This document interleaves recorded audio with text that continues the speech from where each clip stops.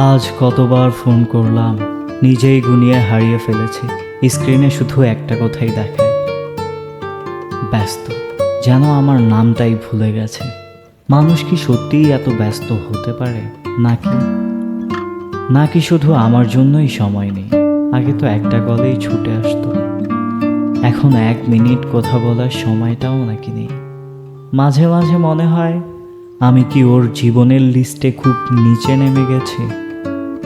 আমি জানি ও ব্যস্ত, কিন্তু ব্যস্ততা কি এতটাই বড় যে ভালোবাসাকেও হারিয়ে দেয়? ফোনটা কানে ধরে শুধু একটাই শব্দ শুনি, নীরবতা। আর সেই নীরবতায় লুকিয়ে থাকে হাজারটা উত্তর। ওর হাসিটা, ওর আদরগুলো, সব কিছুই এখন মেমোরিতে সেভ থাকা পুরনো একটা ভিডিওর মতো। প্রতিবার মনে হয় কল না দিই, হয়তো বিরক্ত লাগবে, কিন্তু না দিলে মনই মানে না। সব সময় মনে হয় কিছু একটা অপূর্ণ রয়ে গেল।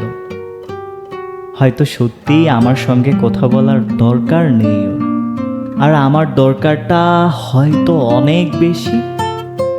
ভালোবাসায় নাকি দুজনের সমান দরকার থাকা উচিত, কিন্তু কিন্তু আমরা তো কোনোদিনই সমান ছিলাম না। আমি শুধু অপেক্ষা করি, আর ওর সময় আসে না। আশ্চর্য, যে মানুষটার সাথে সারা জীবন থাকার স্বপ্ন দেখি, সে মানুষটাই এখন কয়েক সেকেন্ড কথা বলার সময়ই খুঁজে পায় না। ফোনটা আবার নীরব, আমার মতোই। হয়তো ওর ব্যস্ততা সত্যি। কখনো ভাবি, যদি একদিন সত্যিই ফোনটা বাজে, তখন কি আগের মতোই দৌড়ে উঠবে আমার নাম দেখে, নাকি স্ক্রিনটাকে তাকিয়ে ভাববে পরে কথা বলবো? আমার প্রশ্নগুলো কেউ শোনে না, উত্তরগুলোও যেন বাতাসে মিলিয়ে যায়।